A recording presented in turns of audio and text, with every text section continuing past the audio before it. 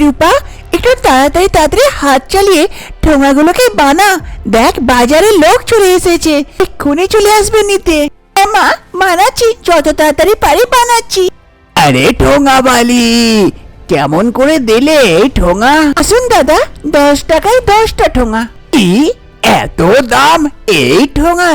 আরে সামান্য পাতার তো ঠোঙা আছে, বন থেকে পাতা ভেঙে এনে ঠোঙা বানিয়ে দিচ্ছ, আর এত দাম? 10 টাকায় 10টা, 5 টাকায় 10টা হলে বলো, তাহলে নেব, না তো ছাড়ো। বলো কি বলছো? আরে দাদা, পরিশ্রমও তো লাগে। আরে পরিশ্রম লাগে বলে তো পয়সা দিয়ে কিনছি, তোমার মতন পয়সাটা গাছে ফলে না যে ভেঙে এনে করে দিলাম। দেবে তো বলো, না তো অন্য দোকানে গিয়ে কিনে নেবো গা, এরকম দোকানদারি করতে দেরি হচ্ছে। না না দাদা, দিচ্ছি, এই নিন, নিয়ে যান আপনার ঠোঙা। সেই লোকটা পয়সা দিয়ে ঠোঙা নিয়ে চলে যায়। তখনই সেখানে মমতার মেয়ে রূপা বলে, আরে মা, এত সস্তাতে দিয়ে দেবে তো কেমন করে চলবে?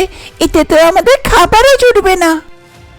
আরে রূপা, যদি ওকে ওই দামে না দিতাম তো ওইটাও বিক্রি হতো না। কি করব বল, আমরা গরিব তো, এই জন্য এরকমই হয় আমাদের সুমিতা সঙ্গে। আর মমতা আর তার মেয়ে রূপা তারা অনেক গরিব। মমতার স্বামী মারা যাওয়ার পর থেকে মমতা আর রূপার অবস্থা খুবই খারাপ।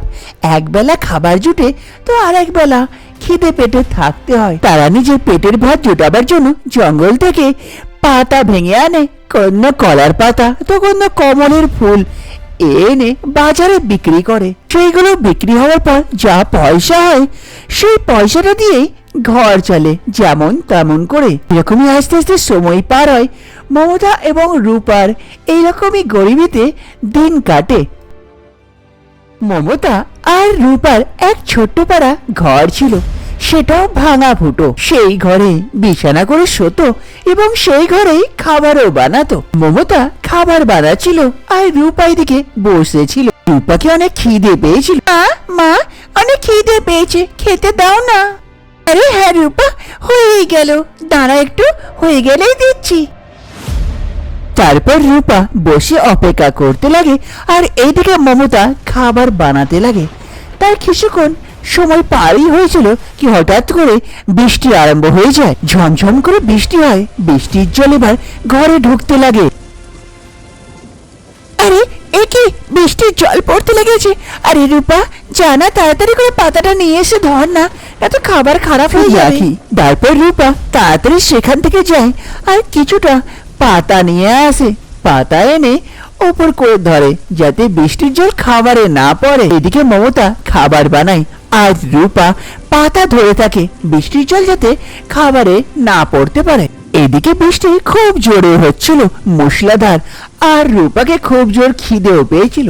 তখনই মমতার খাবার বানানো হয়ে যায়। আরে রূপা, হয়ে গেল খাবার বানানো, যা বস, আমি দিচ্ছি এক্ষুনি খাবার। রূপা খুশি হয়ে গিয়ে খাটে বসে পড়ে আর তার মা মমতা তাড়াতাড়ি খাবার বেড়ে নিয়ে আসে। খাবারটা রূপাকে দেয় আর পাতাটা ওপরে ধরে যাতে জল না পড়ে। আরে কি মা, এটা তো শুধু ভাত গো, ডাল সবজি কই? আরে কি করবো রূপা বল, যত টাকার পাতা বিক্রি করেছিলাম ওইটা তো শুধু চালিয়ে এসেছিল, যেটা ভাত বানিয়ে দিলাম। ডাল সবজি তো পয়সা ছিল না, কালকে যদি বেশি বিক্রি হয় তাহলে কালকে নাই ডাল সবজি বানিয়ে দেবো, এবার খেয়ে নে। ঠিক আছে মা, কোনো ব্যাপার নেই, আমি এটাই খেয়ে নিচ্ছি। তারপর রূপা আর কিছু বলে না, শুধু ভাতটাই চুপচাপ খেয়ে নেয়। এইরকমই আস্তে আস্তে সময় পার হতে লাগে। একদিন মমতা আর রূপা দুজনে জঙ্গলে চলে আসে পাতা ফুল ভাঙার জন্য। আস্তে আস্তে আগে বাড়ে, তখনই মমতার নজর পড়ে নদীতে কমলের ফুলের ওপরে। মমতা অনেক খুশি হয়ে যায় আর আস্তে আস্তে সে কমলের ফুল পাড়ার জন্য সে ওখান থেকে চলে যায়। এইদিকে রূপাকে পাশে এক কাঠের ওপরে বসে পড়ে। তখনই তার নজর পড়ে সামনে কিছু নোংরা পড়া ছিল, সেখানে কিছু রঙের বোর্ড পড়া ছিল। তা দেখে রূপা তাড়াতাড়ি সেখানে যায়। আরে এ কি, রঙের ডিব্বা! আমাকে তো রং করা কত পছন্দ, কিন্তু কি করব, পাই না। এখানে তো পেয়েছি, উঠিনি, কিন্তু কিসে করব? আরে এ তো বই, এই বইটাতে যদি করা যায় পাতাগুলোতে কত ভালো হবে। এই বইটাও নিয়ে নি। মা যখন ফুল পাতা বিক্রি করবে সেখানে বসে বসে আমি কি করব, তখন না এই রঙগুলো করব। বসে বসে খুব ভালো লাগবে, মজা লাগবে। তারপর রূপা সেই রঙের বোর্ডটা আর বইটা তুলে নেয়। তখনই সেখানে তার মা মমতা ফুল নিয়ে পৌঁছায়। আরে রূপা, এ কি নিলি রে নোংরা থেকে? আরে মা দেখো না, কেউ না রং ফেলে দিয়েছে, রঙের বোর্ড আর বইও আছে। দেখো, তুমি যখন ওখানে ফুল বিক্রি করবে তখন নাই বসে বসে আমি রং করব। তুমি তো জানো আমাকে ছবি আঁকা, রং করা কত পছন্দ। আরে হ্যাঁ রূপা, আমি জানি তোকে এসব কত পছন্দ, কিন্তু কি করব বল, আমরা এত গরিব যে এগুলো কিনতে পারি না। ফুল পাতা বিক্রি করে 2 পয়সা হয়, সেটা দিয়ে নাই পেট চলে, সেটাও একবেলা খেতে পাই, একবেলা পাই না। যদি তোর কপালে থাকে নিশ্চয়ই এক না একদিন দেখবি সব কিছুই পাবি তুই। চ এবার তাড়াতাড়ি চ, যদি ফুল পাতা না বিক্রি করি রাত্রে খালি পেটে শুতে হবে। তারপর মমতা আর রূপা সেখান থেকে বাজারের দিকে চলে যায়। ফুল নিয়ে নাও, ফুল, পদ্ম ফুল আছে, ফুল। মা কি বানাবো গো ছবিতে? রূপা তোকে যা ভালো লাগে সেটাই বানা। কি করবো বল, একটাও ফুল বিক্রি হয়নি এখন পর্যন্ত, একটুও ভালো লাগছে না। ঠিক আছে মা, এক কাজ করি, আজকে তো 15 আগস্ট, তাই এক ঝান্ডার ছবি বানিয়ে দিই, ভালোই লাগবে। কি বলো মা? তারপর এইদিকে রূপা বসে বসে ঝান্ডার ছবি বানাতে লাগে, বইয়ের পাতাগুলোকে ছিঁড়ে ছিঁড়ে। আরে ছবি তো হয়ে গেল, কিন্তু ঝান্ডার ডান্ডা কই? ডান্ডি তো নাই লাগাবার জন্য। হ্যাঁ, ওইখান থেকে নিয়ে আসি গা। তারপর রূপা সেখান থেকে যায় ডান্ডা আনতে, আর এইদিকে মমতা বসে বসে ফুল বিক্রি করে। রূপা সেদিক থেকে কিছুটা ডান্ডি নিয়ে আসে, আর সেই পাতাগুলোতে ডান্ডা লাগিয়ে বানিয়ে দেয় ঝান্ডা। তখনই কিছু স্কুলের বাচ্চারা সেই দিক দিয়ে যায়। আরে দেখো কত সুন্দর ঝান্ডা, আমাকেও চাই। আরে না ছোটু, আমাদের কাছে পয়সা নেই, কেমন করে নেব? চ তাড়াতাড়ি স্কুল চ। আরে দাঁড়াও দাঁড়াও দাঁড়াও, তোমার দিকে কোনো পয়সা লাগবে না, আজকে 15 আগস্ট তো, তাই ঝান্ডা ফ্রি, নিয়ে যেতে পারো। চলো চলো ঝান্ডা নিই তাড়াতাড়ি। তারপর সব বাচ্চারাই একটা করে ঝান্ডা নিয়ে স্কুলের দিকে চলে যায়। এদিকে স্কুলে মন্ত্রী মশাই এসেছিল ঝান্ডা ফাড়ানোর জন্য। কিছু করে ঝান্ডা ফাড়ানো হয়। মন্ত্রী মশাইকে বাচ্চাদের হাতে ঝান্ডা দেখে খুব ভালো লাগে। সে বলে, আরে বাহ ছেলেগুলো, তোমাদের হাতে ঝান্ডা দেখে খুব ভালো লাগলো। এই দেশের ঝান্ডা, তাও হাতে বানিয়েছো, খুব ভালো, কিন্তু দেখে খুশি হলাম। আরে না স্যার, এগুলো আমরা বানাইনি, রাস্তায় রূপা ছিল, সেই বানিয়েছে, সেই আমাদেরকে দিল। সে কই, সে আজকে স্কুলে আসেনি? না, কেননা তার কাছে পয়সা নেই পড়ানোর, এই জন্য তার মায়ের সঙ্গে বসে ফুল বিক্রি করে। কি এইরকম কথা?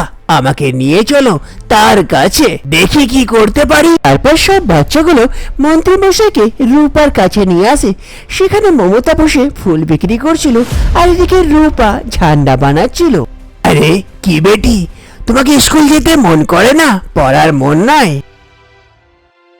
না সাহেব, এর তো পড়ার খুব মন আছে, কিন্তু কি করব, পরিস্থিতি ওই রকম নাই তো যে একে পড়াতে পারি, পয়সা নেই। এই ফুল বিক্রি করেই ঘর সংসার চলে, কেমন করে পড়াবো ওকে? ওর তো পড়ার খুব ইচ্ছা আছে। এই বেটিকে পড়ার শখ, কিন্তু পড়তে পারছে না। চিন্তা করিস না বেটি, আমি আছি তো, আমি ব্যবস্থা করব। কাল থেকে তুই স্কুল যাস, পড়াশোনা করিস, সব খরচা আমি দেব, তোকে চিন্তা করার কোনো দরকার নেই। আমি আছি তো, আমি ব্যবস্থা করব। সাহেব, এই যদি স্কুল চলে গেল তো এখানে ফুল কে বিক্রি করবে? কেমন করে চলবে ঘর আমাদের? আরে চিন্তা করো না, বেটিকে পড়াতে পারি তো তোমাকে নিশ্চয়ই কোনো কাজ দিয়াতে পারি। তোমাকে সেই স্কুলেই কাজ পেয়ে যাবে। বেটি ওখানে পড়বে, পড়াশোনা করে উজ্জ্বল ভবিষ্যৎ বানাবে, আর তুমি সেখানে কাজ করো। তোমরা দুজনে খুশি থাকিও। মন্ত্রীমশাই সেখান থেকে চলে যায়। এ শুনে মমতা অনেক খুশি হয়, তার সঙ্গে সঙ্গে তার মেয়ে রূপাও অনেক আনন্দিত হয়। দ্বিতীয় দিন থেকে রূপা স্কুলে চলে আসে বাকি বাচ্চাদের সঙ্গে পড়াশোনা করতে। খুব মজা হয়। আর তার মা মমতাও স্কুলে কাজ পেয়ে যায়। দুজনের জীবন একদম বদলে যায়। দুজনেই খুব খুশি থাকে। এদিকে রূপা অনেক বন্ধু বান্ধব পায় এবং তার শখও পুরো হয় পড়ালেখার। আর তার মা কাজ পেয়ে খুব আনন্দ হয়। এবার থেকে রূপা এবং মমতা প্রতিদিনই স্কুলে আসে। রূপা নিজের পড়াশোনা করতে এবং তার মা নিজের কাজ, দুজনেই আগের জীবনটা এবার খুশিতে থাকে।